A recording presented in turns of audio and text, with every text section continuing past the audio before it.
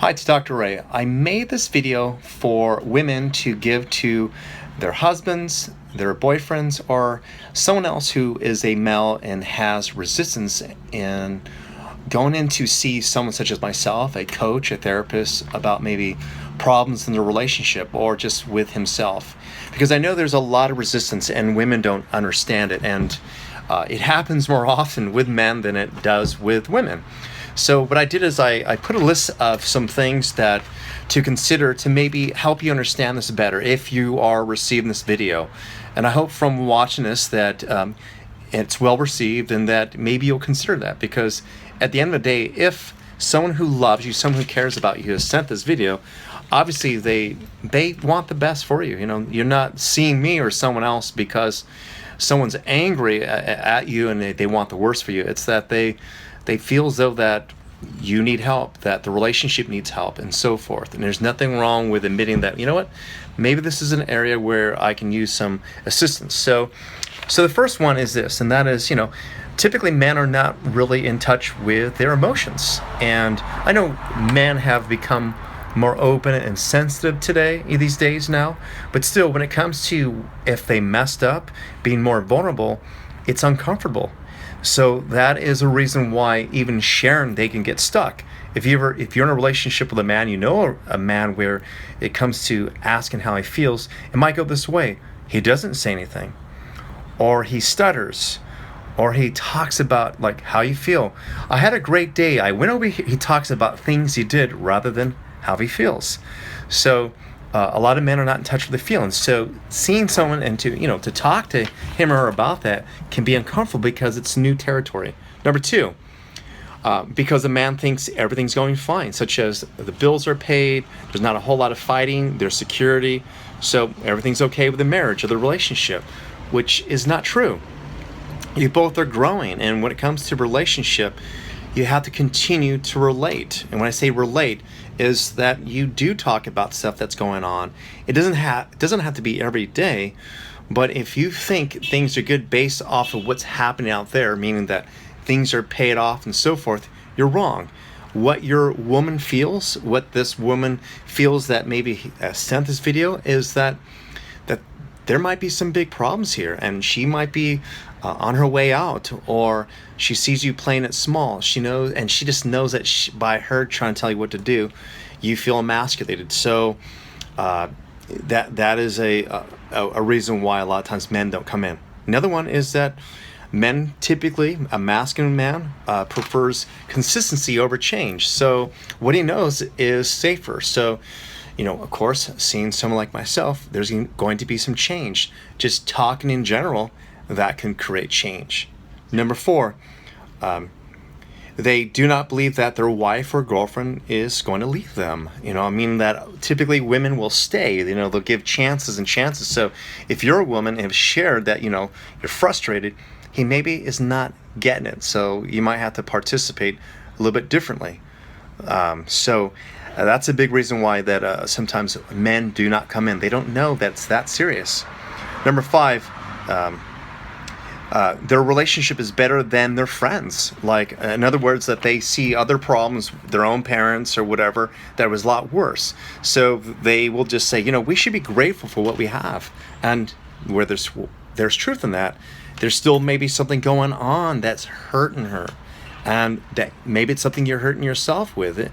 Maybe it's not so much about the relationship, but it's about that you're not aligned with your purpose, and she can feel that. So it's not about your other person's relationship, other people's relationships. It's really about the relationship with yourself in regards to this. Number six, men are performance driven. Communication, especially for more action-based men, it seems like a waste of time. Like, oh, can we get on? Men want to get to the conclusion of things. So, with coaching or therapy, especially if you're working with someone who is just more about the process, there's typically it's not solution focused, and you're not going to see the tangible results right away. Whereas I work differently, people do see the changes. But it's if a man is measuring success or achievements by something that they can see, then it's not a waste of time. But communication might feel that way. And so again, it's something where men are not used to doing. But I'll tell you, the better you feel about yourself, the more productive you'll be regardless, okay? Number 7, they think talking about it can fix it. They have what it takes to fix it. In other words, in business, they can work things out. In other relationships, they can work things out. But when you are enmeshed in your circumstances, take it from me, Dr. Ray, I mean, when I'm enmeshed in my circumstances, my relationship, I don't see myself. I don't see my triggers. I don't see my blind spot. So talking about it, yes, I'm good at communicating with my significant other, but I might not see myself in that. And so the way that you might be approaching the problem is with the same intellect that's causing the problems. So, it's just like, of course you can get a manual and work on your car, but is that what you're experienced in? And that's something you ask yourself. Is this something that I really have a skill set in? And if it's no, the way that you communicate, the way that you process information is probably what has caused a lot of the problems. So just keep that in mind. Number 8, they feel ashamed or too proud to admit that they need guidance with communication. So they don't want to admit that, man, they're messing up, or, they're just too proud. Number 9, their parents' relationship ended in a divorce, or they only witness chaos with trying to talk it out rather than conflict resolution. So in other words, and this is with a lot of people, and this has happened with someone I had dated in the past, where I said, we should have a conversation.